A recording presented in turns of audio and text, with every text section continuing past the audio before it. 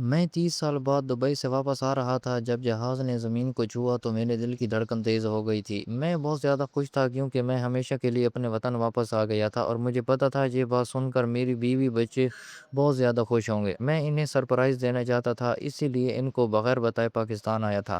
میں نے ساری زندگی پردیس میں گزار دی تھی صرف اس لیے کہ میرے بچے اچھا مستقبل پا سکیں، میری بیوی سکون سے رہ سکے اور میرے گھر میں کبھی کسی چیز کی کمی نہ ہو۔ لیکن اس سب کے بدلے میں نے اپنے بچوں کا بچپن، اپنی بیوی کی جوانی اور اپنے ماں باپ کی آخری سانسیں سب کچھ کھو دیا تھا۔ میں جب ایئرپورٹ سے باہر نکلا تو مجھے لگا جیسے وقت رک گیا ہو، لیکن حقیقت یہ تھی کہ وقت بہت آگے نکل چکا تھا۔ میرے بالوں میں سفیدی آ چکی تھی، میرے چہرے پر جھریاں تھیں، مگر میرے دل میں آج بھی وہی امید زندہ تھی کہ میرا گھر مجھے ویسے ہی گلے لگائے گا جیسے میں چھوڑ کر گیا تھا۔ جب میں گھر پہنچا تو دروازہ کھلا تھا، اندر سے ہلکی ہلکی آوازیں آ رہی تھیں۔ میں نے مسکراتے ہوئے دروازہ دھکا دیا اور اندر داخل ہوا۔ میرے بیٹے جو اب جوان ہو چکے تھے، موبائل فون میں مصروف بیٹھے تھے۔ میری بیٹی جو کبھی میری انگلی پکڑ کر چلتی تھی، اب ایک سمجھدار لڑکی بن چکی تھی۔ میری بیوی کچن میں تھی۔ میں نے خوشی سے آواز لگائی کہ سرپرائز، دیکھو میں ہمیشہ کے لیے واپس آ گیا۔ مجھے دیکھ کر جیسے سب کو سانپ سونگھ گیا۔ کسی کے چہرے پر وہ خوشی نہیں تھی جس کا میں نے تصور کیا تھا۔ وہ سب چونک کر مجھے دیکھنے لگے جیسے میں کوئی مہمان ہوں، اس گھر کا مالک نہیں۔ میں نے سب کو گلے لگانے کی کوشش کی مگر ان کے جسم جیسے سخت تھے، نہ وہ پیچھے ہٹے نہ آگے بڑھے۔ ان کے لہجے میں کوئی گرم جوشی نہیں تھی، بس ایک عجیب سی خاموشی پورے گھر میں پھیل گئی۔ میں نے ہنستے ہوئے کہا کہ میں اب ہمیشہ کے لیے واپس آ گیا ہوں، اب دوبارہ دبئی نہیں جاؤں گا، یہی رہ کر کاروبار کروں گا، اپنے بچوں کے ساتھ وقت گزاروں گا، اپنی بیوی کے ساتھ زندگی کے باقی دن سکون سے گزاروں گا۔ مگر میری یہ بات سن کر سب کے چہروں کا رنگ بدل گیا۔ میرے بیٹے نے نظریں چرا لی، میری بیٹی نے فوراً اپنا فون اٹھا لیا اور میری بیوی کے ہاتھ سے چائے کا کپ تقریباً گر گیا۔ مجھے سمجھ نہیں آیا کہ میری اس بات میں ایسا کیا تھا کہ جو سب کو پریشان کر گیا تھا۔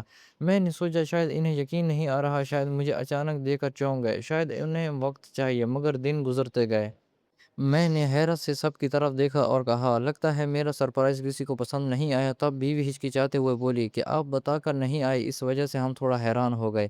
ایسے اچانک آپ کو دیکھ کر میں فرش ہونے کمرے میں آ گیا۔ ہر چیز نئی تھی مگر ہمارا اپنا تھا، اس میں رینوویشن کروایا گیا تھا، فرنیچر بھی نیا تھا، ایک ایک چیز میری برسوں کی محنت کے پیسوں کا تھا۔ مگر مجھے خوشی تھی کہ اپنے بیوی بچوں کو اچھی زندگی دی تھی، مگر پردیس کی تنہائی نے میری زندگی کے حسین سال، میری جوانی سب کھا لیا تھا۔ اس بار سب کا رویہ عجیب تھا۔ گھر میں رہتے ہوئے مجھے ایسا لگتا تھا جیسے میں کسی اجنبی جگہ پر ہوں۔ میرے بچے مجھ سے کم ہی بات کرتے تھے، وہ اپنے اپنے کمروں میں بند رہتے۔ میری بیوی بھی مجھ سے نظریں چراتی تھی جیسے اس کے دل میں کوئی بات ہو جو وہ کہنا چاہتی ہو۔ میں نے کئی بار کوشش کی سب کو اکٹھا بٹھا کر بات کروں، مگر ہر بار کوئی نہ کوئی بہانہ بن جاتا۔ کبھی بیوی کو سر درد ہو جاتا، میں راتوں کو جاگتا رہتا، سوچتا رہتا کہ آخر ایسا کیا ہو گیا ہے کہ میرا اپنا گھر مجھے اپنا نہیں لگ رہا۔ ایک دن میں نے اپنے بڑے بیٹے کو بلایا اور اس سے سیدھی بات کی۔ میں نے کہا، بیٹا مجھے لگتا ہے کہ تم لوگ مجھ سے خوش نہیں ہو، کیا میں نے کچھ غلط کیا ہے؟ اس نے تھوڑی دیر خاموش رہنے کے بعد، ابو ایسی کوئی بات نہیں ہے، آپ بس آرام کریں، آپ نے بہت محنت کی ہے، اب آپ کو سکون سے رہنا چاہیے۔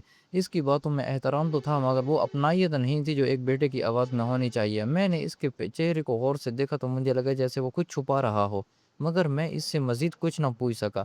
15 دن گزر گئے مگر حالات ویسے ہی رہے، بلکہ مجھے لگنے لگا کہ جیسے میں انہی کے لیے بوجھ بن گیا ہوں۔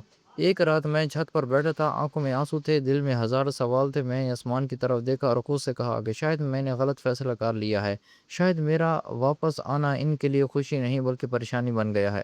میں نے اگلے ہی دن فیصلہ کر لیا کہ میں واپس دبئی چلا جاؤں گا۔ میں نے کسی کو کچھ نہیں بتایا، بس خاموشی سے اپنا سامان باندھا اور ایئرپورٹ کی طرف روانہ ہو گیا۔ ایئرپورٹ جاتے ہوئے میری آنکھوں سے آنسو بہہ رہے تھے۔ میں نے سوچا تھا کہ اب کبھی پردیس نہیں جاؤں گا، مگر اپنے ہی گھر میں اجنبی بن کر رہنے سے بہتر تھا کہ میں دوبارہ وہیں تنہائی قبول کر لوں۔ تبھی اچانک میری بہن کا فون آیا۔ اس نے بڑی محبت سے کہا کہ بھائی، میں نے ایک دعوت رکھی ہے تمہاری واپسی کی خوشی میں، تم بھی آ جاؤ اور اپنے گھر والوں کو بھی لے آؤ۔ میں نے تھوڑی ہچکچاہٹ کے بعد اسے سب بتایا تو وہ مجھ سے ناراض ہو گئی اور قسم دی کہ سیدھا میرے گھر آؤ۔ شاید یہی موقع تھا، میں سیدھا اپنی بہن کے گھر گیا۔ وہاں کافی رہا تھا، روشنیوں سے گھر جگمگا رہا تھا، کھانے کی خوشبو ہر طرف پھیلی ہوئی تھی۔ میری بیوی اور بچے بھی وہاں پہنچے ہوئے تھے اور حیرت کی بات یہ تھی کہ وہ سب بہت خوش نظر آ رہے تھے، خوبصورت کپڑے پہنے ہوئے تھے، ہنسی مذاق کر رہے تھے جیسے ان کے دلوں میں کوئی بوجھ ہی نہ ہو۔ اب تک ان کو اندازہ تو ہو گیا تھا کہ میں سامان باندھ کر دبئی کے لیے نکل چکا ہوں۔ میں ایک کونے میں کھڑا سب کچھ دیکھ رہا تھا، میرے دل میں عجیب سا درد تھا۔ میں سوچ رہا تھا کہ جو خوشی انہیں یہاں آ کر مل رہی ہے وہ میرے ساتھ رہ کر کیوں نہیں ملی۔ میری بہن نے مجھے دیکھا تو مسکرا کر میرے پاس آئی اور میرا ہاتھ پکڑ کر سب کے سامنے لے گئی۔ اس نے کہا، آج کی یہ دعوت میرے بھائی کی واپسی کی خوشی میں ہے۔ سب لوگ حیران ہو کر میری طرف دیکھنے لگے۔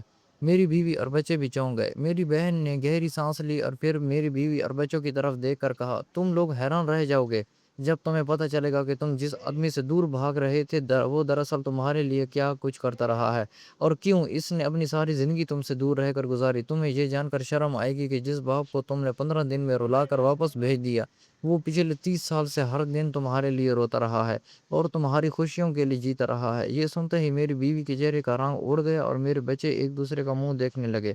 کمرے میں مکمل خاموشی چھا گئی، جیسے وقت رک گیا ہو۔ میری بہن کی بات ختم ہوتے ہی کمرے میں ایسی خاموشی چھا گئی جیسے سب کے الفاظ کہیں گم ہو گئے۔ میری بیوی کے ہاتھ کانپ رہے تھے اور میرے بچوں کے چہروں پر پہلی بار گھبراہٹ صاف نظر آ رہی تھی۔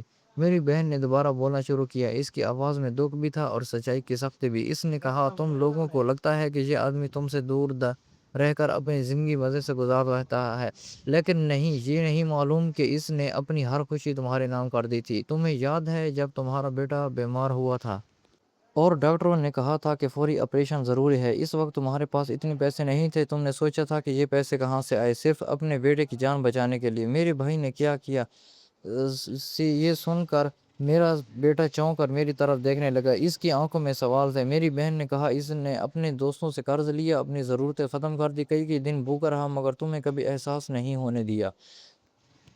تم لوگوں کو لگتا ہے کہ دبئی میں رہنا آسان ہوتا ہے، وہاں ہر چیز سونے کی نہیں ہوتی، وہاں انسان تنہائی میں گھلتا ہے، اپنی فیملی کے بغیر ہر لمحہ مرتا ہے، مگر یہ سب ان سے برداشت کیا صرف تم لوگوں کے لیے۔ میری بیوی کے آنسو اب رک نہیں رہے تھے۔ وہ بار بار اپنے دو بیٹوں سے دوپٹے سے آنکھیں صاف کر رہی تھی مگر آنسو تھے کہ تھمنے کا نام نہیں لے رہے تھے۔ میری بہن نے اس کی طرف دیکھ کر کہا، اور تمہیں تو سب سے زیادہ سمجھنا چاہیے تھا۔ تم جانتی تھی کہ یہ تم سے کتنی محبت کرتا ہے مگر تم نے کیا کیا؟ جب یہ واپس آیا تو تم نے اس سے نظریں چرا لیں، تم نے اس کی بات سننے کے بجائے خاموشی اختیار کر لی۔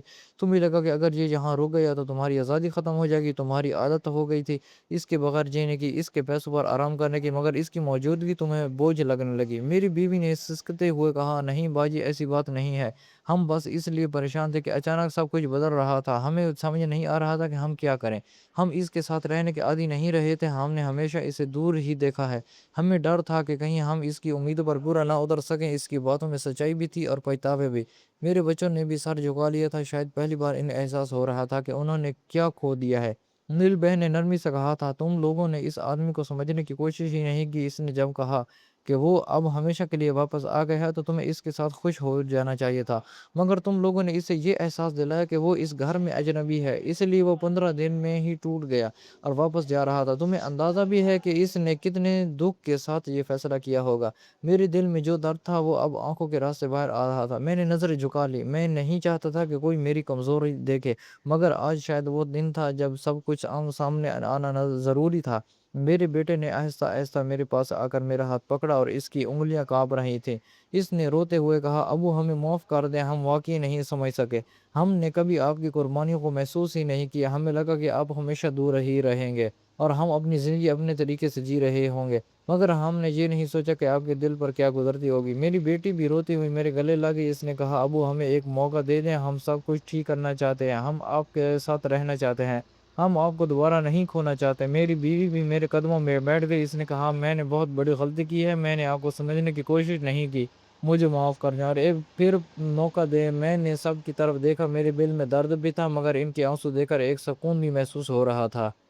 میں نے عائشہ سے کہا، میں نے تم سب کے لیے زندگی گزاری ہے، میں نے کبھی تم سے کوئی حساب نہیں مانگا اور نہ ہی مانگوں گا، مگر مجھے صرف ایک چیز چاہیے، تمہاری محبت، تمہارا ساتھ، اگر تم وہ دے سکو تو میرے لیے یہی سب کچھ ہے۔ میرے بیٹے نے فوراً کہا، ہم آپ کو اب کبھی اکیلا نہیں چھوڑیں گے، اب ہم آپ کے ساتھ رہیں گے، ہم آپ کے ساتھ مل کر نیا کاروبار شروع کریں گے اور اس گھر کو واقعی گھر بنائیں گے۔ میری بیوی نے بھی حرم میں سر ہلایا اور کہا، اب ہم سب کچھ مل کر کریں گے، کوئی دوری نہیں رہے گی۔ میری بہن نے مسکرا کر کہا، یہی تو میں چاہتی تھی کہ تم سب کو حقیقت کا احساس ہو جائے اور تم لوگ دوبارہ ایک ہو جاؤ۔ اس رات وہ گھر جو پہلے صرف اینٹوں کا ڈھانچہ لگ رہا تھا اب واقعی ایک خاندان بن چکا تھا، جہاں ہر دل ایک دوسرے کے لیے دھڑک رہا تھا۔